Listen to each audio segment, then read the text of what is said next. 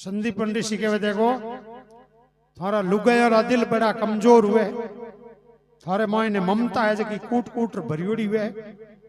आज इन बालक ने हूँ कमजोर राख दे उनी तो भरी जवानी रे मायने कोई दुख आई संकट आई आपत आई तो इन्हें नीची धूण घालनी पड़ी और हारो मुंडो देखना पड़ी। नहीं बचपन में कठोर शिक्षा दे दे उनी तो जवानी रे मायने जचे जड़ो दुख आई नी जगने सिर फाड़ मगर निकल जाए। हार को देखना पड़े नी मुंडो इं कर वो कृष्ण नहीं हाथे हंबायो। जब गुरु माता एक धोबो भर चीना बांध दिया कपड़े में और सुदामा ने दे दिया वो बालक के टाबर है इन्हें भूख लाग जावेला जिमा दी जी जी हाँ मैं लेर भाई रुया गया